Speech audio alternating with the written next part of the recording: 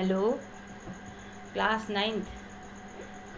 बेटे मैंने काव्य का फर्स्ट चैप्टर कबीरदास आपको एक्सप्लेन कर दिया था। आपका सेकंड चैप्टर है ललद्यत कवित्री द्वारा रचित वाक। आज मैं इसे आपको डिटेल में बता रही हूँ। तो पहले थोड़ा ललद्यत के बारे में जान लें। कवित्री जो हैं ये कश्मीर की हैं और इन्होंने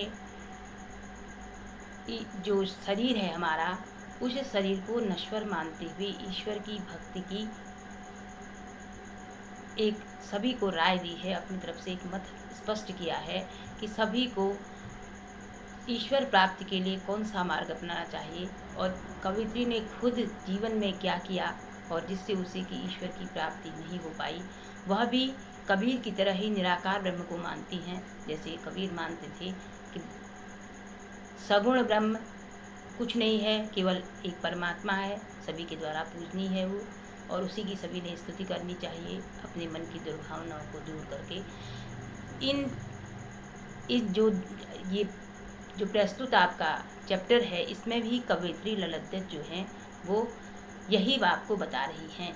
ठीक, तो इसमें पहला है कि रस्सी कच्ची धागे की खींच रही मैं नाव, जाने कब सुन मेरी पुकार करें देव भव सागर पार। पानी टपके कच्चे सकोरे व्यर्थ प्रयास हो रहे मेरे, जी में उठती रह हो घर जाने की चाह है घेरे।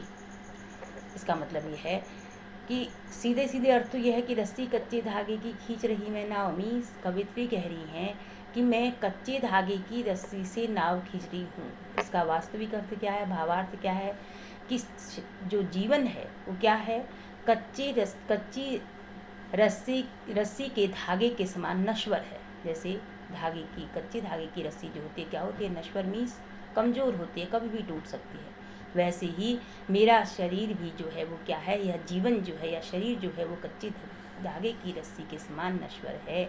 और इससे मैं ईश्वर की भक्ति रूपी नाव को खींच रही हूँ, यानी अपना जीवन जो है ईश्वर की भक्ति के साथ आगे चला रही हूँ।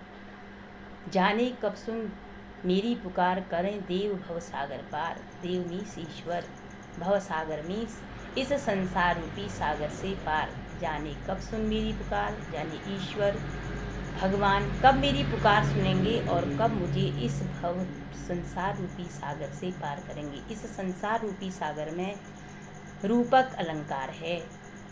पानी टपके कच्चे सकोरे व्यर्थ प्रयास हो रहे मेरे। कवित्री कहती हैं कि जैसे कच्चे सकोरे मीन्स जैसे कच्चा घड़ा होता है, कच्चे घड़े में अगर पानी डाल दिया जाए तो एक एक बूंद बूंद करके पानी टपक करके पूरा पानी जो होता है वो समाप्त हो जाता है।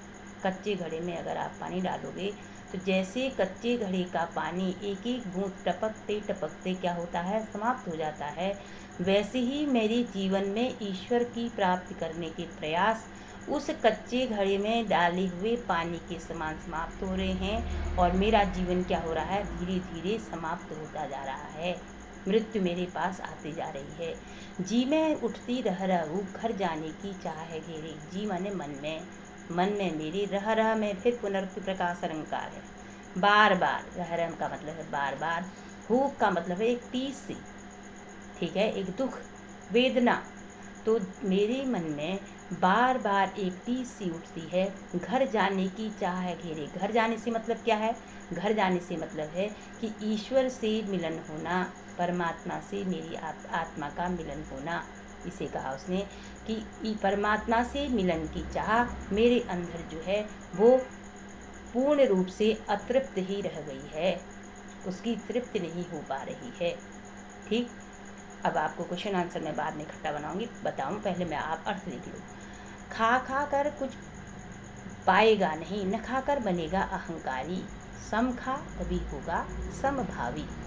इस पद में कवित्री कह रही हैं कि खा कर कुछ पाएगा नहीं, यानी खाने का मतलब है, खा कर से मतलब है यहाँ पर अनुप्रास अलंकार है। कवित्री कह रही हैं कि खाकर कुछ नहीं पाएगा से मतलब है कि संसार के विषय भोगों में, संसार के जो भोग हैं, संसार के भोग क्या हैं, अच्छा मकान होना, एसी में रहना, गाड़ी में जाना, ये सांसारिक भोग हैं। तो इन सांसारिक भोगों से तुझे कुछ नहीं मिलेगा, प्राप्त नहीं होगा, और न खाकर बनेगा अहंकारी, और अगर तू बिल्कुल भी त्याग की भावना रखता है, न खाकर का मतलब है त्याग कर देता है सारे भोगों को, तो उससे तेरे मन में अहंकार, गर्व, अभिमान जाग जाएगा कि मैं ईश्वर के लिए ऐसा त्याग कर रहा हूँ। इसलिए सांसारिक भोगों में लिप्त भी मन मत रहो और बिल्कुल त्याग की भावना भी अपने मन में मत लाओ। क्या करो? सम खा तभी होगा समभावी। सम मीन्स समता का भाव, यानी बीच का मध्यम मार्ग अपनाओ, तो तभी तुम्हारे मन में क्या आएगा? समभावी, समानता का भाव आएगा। यानी मध्यम मार्ग अपनाते हुए समभावी बनो, यानी समानता का भाव रखने वाला बनो, और तब ईश्वर का क्या करो? भक्ति करो और खुलेगी सांकल की, बंद द्वार की। तब सांकल में जो जैसे दरवाजे में जो चिटकन लगाते हैं उससे मतलब है बंद द्वार मीन्स बंद दरवाजे की सांकल के समान क्या होगा? ईश्वर की प्राप्ति का मार्ग अपने आप ही आपका खुल जाएगा। ठीक, आगे देखो।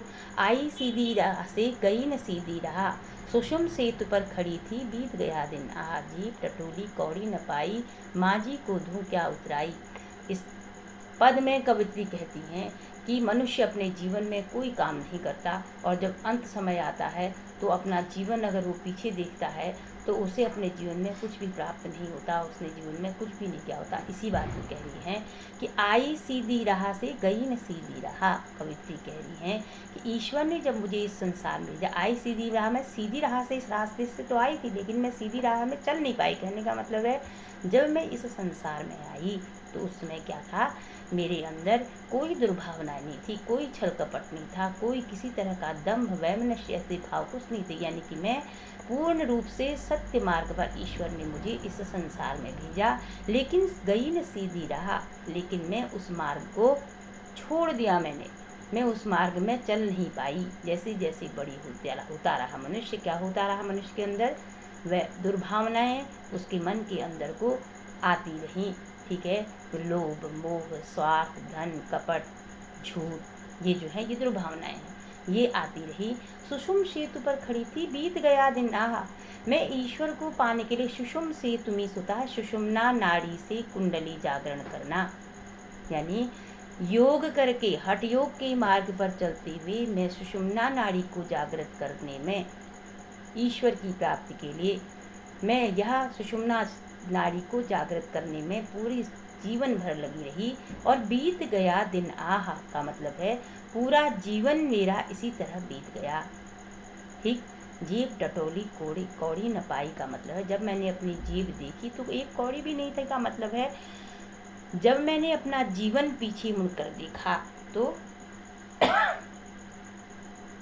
कौड़ी न पाई मीन्स मुझे कुछ भी मैंने अपने जीवन में अच्छा नहीं किया था, कोई अच्छा काम नहीं किया था। जब मैंने अपना जीवन पीछे देखा तो ऐसा सत्कर्म मेरे द्वारा कोई नहीं हुआ था कि माझी को दूं क्या उतराई। ये माझी कौन है? ये माझी वो ईश्वर है, वो परमात्मा है। उस परमात्मा को मैं, इस जीवन रूपी नैया को खेलने वाला जो परमात्मा था उसको उतराई। कोई भी नाविक अगर किसी नाव से, अपनी नाव से किसी को पार लगाता है तो उसकी उतराई लेता है, उसका टैक्स लेता है। तो वो कहती हैं कवित्री कि जो इस मेरी जीवन रूपी नैया को खेलने वाला, चलाने वाला पालनहार है, ईश्वर परमात्मा है।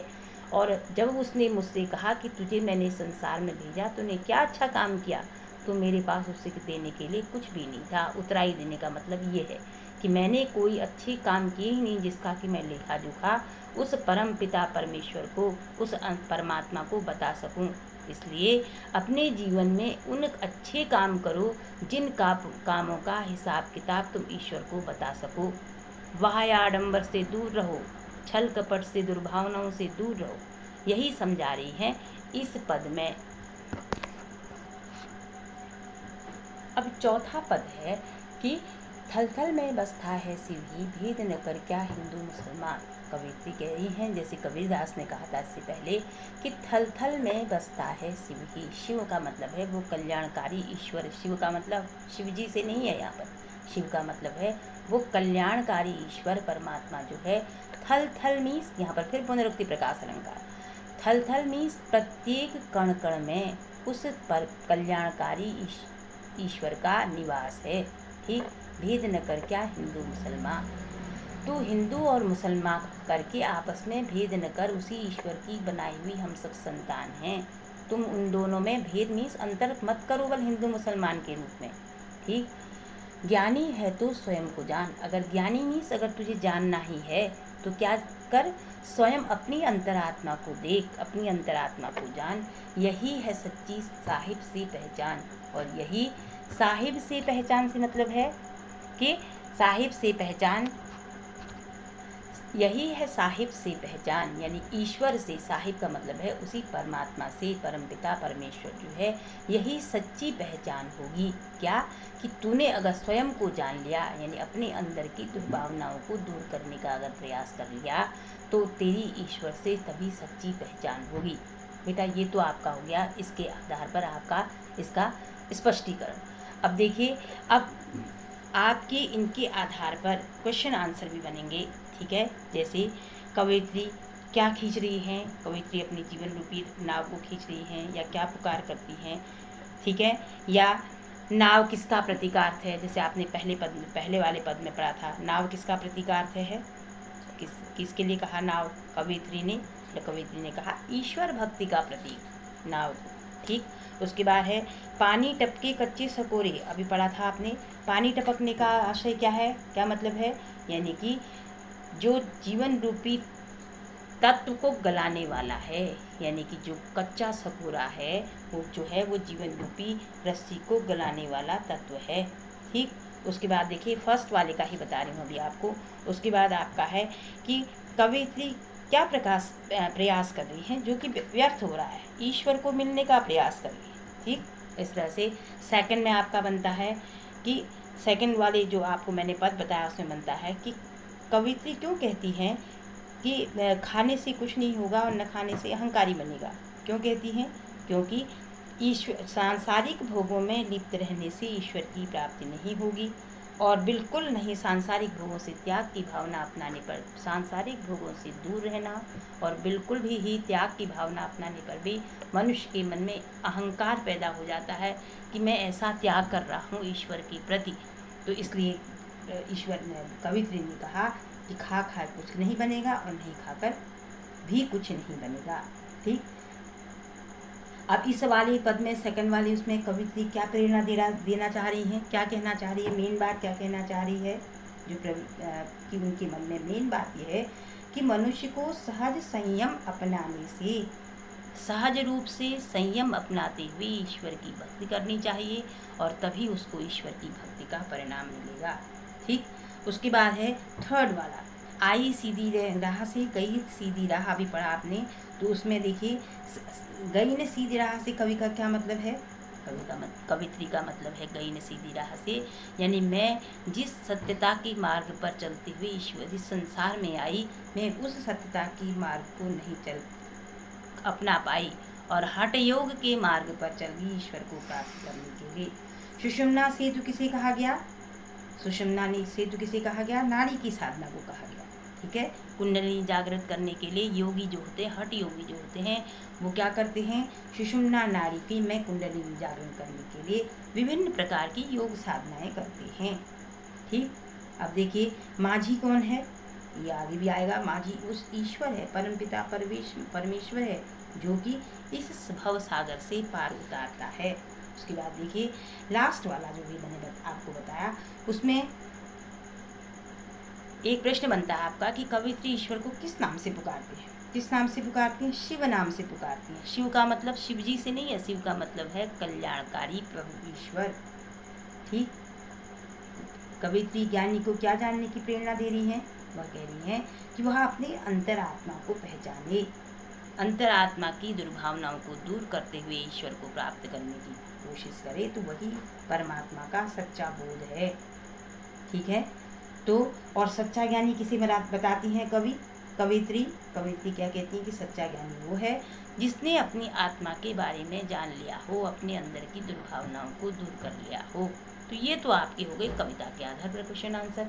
अब देखिए यहाँ पर जो अभ्यास के प्रश्न उत्तर हैं, रस्सी यहाँ किसके लिए प्रयुक्त हुआ है या कैसी है, रस्सी किसके लिए प्रयुक्त हुआ है, जीवन रूपी नाव को खींचने वाली यानी नश्वर भावनाओं के लिए प्रयुक्त हुआ है, और वह कैसी है, पूरी तरह से कमजोर है। ठीक, उसके बाद दूसरा है, कवयित्री द्वारा मुक्ति के लिए किए जाने वाले प्रयास क्यों व्यर्थ हो रहे हैं। कवयित्री द्वारा जो मुक्ति के लिए प्रयास किए जा रहे हैं वो क्यों व्यर्थ हो रहे हैं, क्यों बेकार में जा रहे हैं। क्योंकि कवयित्री जो है वो अपने मन को नहीं पहचान पाई, वो हठ योग साधना में लगी रही, इसलिए कवयित्री द्वारा किए जाने वाले सारे प्रयास जो हैं वो क्या हो रहे हैं, विफल हो रहे हैं। ठीक है, क्योंकि वह परमात्मा से मिलन की चाह तो है, लेकिन वो क्या कर रही है, उसने अपने जीवन में कोई अच्छा काम नहीं किया है। ठीक है, और इसलिए उसे लगता है कि उसकी जो चाह है वो अधूरी रह गई है, उसकी साधना जो है वो व्यर्थ हुई जा रही है।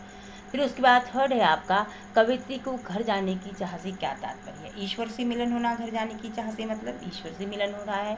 उसके बाद नेक्स्ट है आपका, भाव स्पष्ट कीजिए। बहुत अच्छी तरह से मैंने आपको समझा दिया। बंद द्वार की साकल खोलने के लिए ललितदत्त ने क्या उपाय सुझाया है। ठीक है, इसके लिए ललितदत्त कवयित्री ने क्या उपाय सुझाया है कि उसके लिए कहा है कि मध्यम मार्ग अपनाते हुए, भोग और त्याग के बीच में मध्यम मार्ग संतुलन बनाए रखते हुए, मध्यम मार्ग अपनाते हुए ईश्वर की भक्ति करो, तब उसके बाद प्रभु मिलन का दरवाजा खुलेगा। ठीक, अब उसके बाद नेक्स्ट है आपका एक प्रश्न और, ज्ञानी से कवयित्री का क्या अभिप्राय है। ये वाला क्वेश्चन 7th क्वेश्चन है, ज्ञानी से कवयित्री का क्या अभिप्राय है। ठीक, क्या है अभिप्राय। ज्ञानी से अभिप्राय है कि जिसने अपनी परमात्मा को जान लिया हो, जिसने अपनी आत्मा को जान लिया हो। ठीक है, और जिसने आत्मा को जान लिया उसने परमात्मा को भी पूरी तरह से जान लिया।